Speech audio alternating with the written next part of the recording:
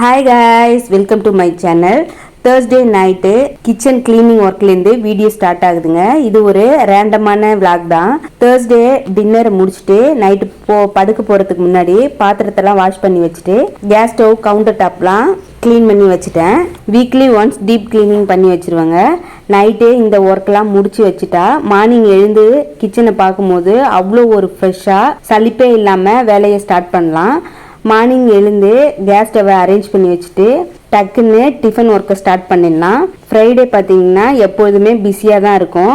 ஒர்க்கெல்லாம் முடிச்சுட்டு இட்லிக்கு அரிசி ஊற வச்சுருந்தேன், அதையுமே அரைச்சி வச்சாச்சு.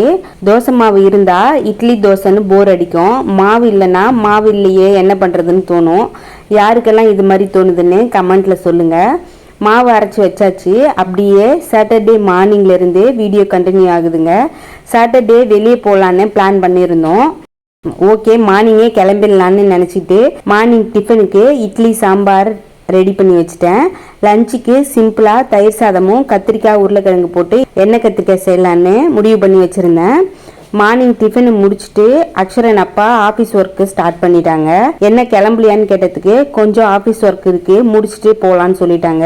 என்னதான் நம்ம பிளான் பண்ணி வச்சுட்டோம்ல, அதை மாற்றக்கூடாது அப்படின்னு சொல்லிட்டு அதே தயிர் சாதம் எண்ணெய் கத்திரிக்காவே செஞ்சாச்சு. செஞ்சுட்டு லஞ்சு முடிச்சாச்சு. நானும் தம்பியுமே ஒரு குட்டி தூக்கத்தை போட்டோம். ஒரு 4 o'clock ரெடியாகி கிளம்பியாச்சு. எங்கே போகிறோன்னு பார்த்தீங்கன்னா வாஷிங் மிஷினுக்கு ஒரு நெட்டு லூஸ் ஆயிடுச்சுங்க. அதனால் துணியே அதில் போட முடியல, அது டைட் பண்ணவும் முடியல. தண்ணி லீக் ஆகிட்டே இருந்தது. அதனால ரா மெட்டீரியல் ஷாப்பில் தான் அது கிடைக்கும்னு சொல்லிட்டாங்க. அது வாங்க தான் போனோம். அந்த நெட்டு என்னமோ 70 ரூபா தாங்க. நாங்கள் போனதுனால கொஞ்சம் வீட்டுக்கும் திங்ஸ் வாங்கிக்கிட்டோம். ஒரு 1500 கிட்ட செலவாயிடுச்சு. இதை எதுக்கு சொல்கிறேன்னு பார்த்தீங்கன்னா, சரண் அப்பா மட்டும்தான் போகிறதா பிளானாக இருந்துச்சு. தம்பிக்குட்டி பார்த்தீங்கன்னா நாங்களும் வருவோம் அப்படின்னு சொல்லிட்டான். சரி ஓகே, வீட்டில் சும்மா தானே இருக்கீங்க, வாங்க போய் வாங்கிட்டு வரலான்னு சொன்னாங்க. அதான் எங்களை கூட்டு போன தண்டத்துக்கு அந்த நெட்டு என்னமோ 70 ரூபா தாங்க. 1500 கிட்ட ஆயிடுச்சு. வரும்போது அவங்க அப்பா சொல்லிட்டே வந்துட்டு இருந்தாங்க. நான் வந்திருந்தா 100 rupees முடிஞ்சிருக்கும். இப்போ பாரு எவ்வளோ செலவாயிடுச்சுன்னு சொல்லிட்டு நைட்டுக்கு கடையிலேயே சாப்பிட்டு வந்துட்டோங்க. சண்டே மார்னிங் பூரியும் சன்னா மசாலாவும் ரெடி பண்ணிட்டேன். இதோட டீட்டெயில் வீடியோ வேணும்னாக்கா வீடியோவாக போஸ்ட் பண்ணியிருக்கேன். லிங்கை டிஸ்கிரிப்ஷன் பாக்ஸில் வைக்கிறேன், தேவைப்படுறவங்க செக் அவுட் பண்ணிக்கோங்க. நேற்று நைட்டு கொஞ்சம் ஹெவியாக சாப்பிட்டதுனால லஞ்சுக்கு கீரை குழம்பும் சிக்கன் ஃப்ரை மட்டும் ரெடி பண்ணி சாப்பிட்டு செப்பல் வாங்க போகலான்னு இருந்தோம். எங்கன்னு பார்த்தீங்கன்னா காக்காபாளையத்தில் பேரகான் ஷோரூம்னு இருக்குங்க, அங்கே போகலான்னு சொன்னாங்க. நாங்களும் அங்கே போய் பார்த்ததில்ல, கலெக்ஷன் ப்ரைஸ்லாம் எப்படி இருக்குன்னு தெரியல. சரி ஓகே போகலான்னு சொல்லிட்டு கிளம்பிட்டோம். இப்போ நம்ம வீட்டிலேருந்து பார்த்தீங்கன்னாக்கா ஒரு 2 கிலோமீட்டர் கிட்ட தான் இருக்கும். நான் ஒரு சின்ன ஷாப் மாதிரி இருக்கும்னு நினச்சேங்க. தூரத்துலேருந்தே அதுதான் பேரகான் ஷாப்னு சொல்லி காட்டும் போது நிறைய காரு பைக் எல்லாமே நின்றுதுங்க. செமையான கூட்டமாகவும் வந்தது. வந்து டக்கு டக்குன்னு வாங்கிட்டு போயிட்டே இருக்காங்க.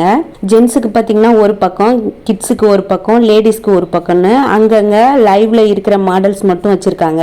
நமக்கு எந்த மாடல் பிடிச்சிருக்குன்னு பார்த்து அந்த மாடலோட ப்ரைஸு சைஸு கோடு எல்லாமே அதுக்கு கீழேயே நோட் பண்ணி வச்சுருக்காங்க. நம்ம மாடலை செலக்ட் பண்ணதும் அங்கே இருக்கிற சேல்ஸ் பர்சன் ஒரு பேப்பரில் நோட் பண்ணி கொடுக்குறாங்க. அதை கொண்டு வந்து பக்கத்தில் கொடுத்தா அந்த மாடலில் உள்ள சைஸு டிசைனை எடுத்து கொடுக்குறாங்க. அதுக்கப்புறம் நம்ம போட்டு பார்த்து சைஸு டிசைன்லாம் ஓகேனா பில் பண்ணிக்கலாம். லேடிஸ்க்கு நிறைய நியூ கலெக்ஷன்லாம் ஒன்றும் இல்லைங்க. தம்பிக்குமே அவனோட சைஸுக்கு எதுவும் கிடைக்கவே இல்லை. அவனுக்கு 1ஆம் நம்பர் சைஸுங்க. 2ஆம் நம்பரில் பார்க்கலான்னு பார்த்தோம். 2ஆம் நம்பர் பார்த்தீங்கன்னா ரொம்பவே பெருசாக இருந்துச்சு. அவன் தான் கோவமாக இருந்தான், எனக்கு செப்பலே வேணாம், எனக்கு எதுவுமே வேணாம் அப்படின்னு சொல்லிட்டு அங்கேயே கோவப்பட்டுக்கிட்டான். மெயினாக சரண் அப்பாவுக்கு தான் எடுக்க போனோம்.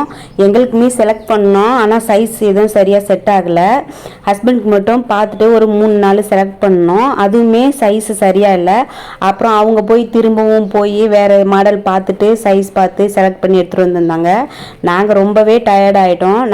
நாங்கள் போய் ஒரு சைடு உட்காந்துட்டோம்.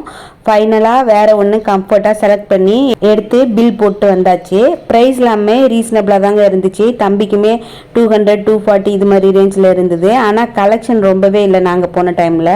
லேடிஸ்க்கு பார்த்தீங்கன்னா 160 200 220 300 இந்த ரேஞ்ச் எல்லாமே இருந்தது. சரண் அப்பாவுக்குமே பார்த்தீங்கன்னாக்கா 340 அது மாதிரி ரேஞ்சில் தான் இருந்தது. நாங்கள் எடுத்தது பார்த்தீங்கன்னா 340 ரேட்டு தான் இருந்தது. ரேட் எல்லாமே ஓகேவாக தான் இருந்தது. அவ்வளோதாங்க, இந்த வீடியோவை இதோட முடிச்சுக்கிறேன். இன்னொரு இன்ட்ரெஸ்டிங்கான வீடியோவில் மீட் பண்ணலாம். இந்த வீடியோ பிடிச்சிருந்ததுன்னா நம்ம சேனலுக்கு ஒரு லைக் அண்ட் சப்ஸ்கிரைப் பண்ணிடுங்க.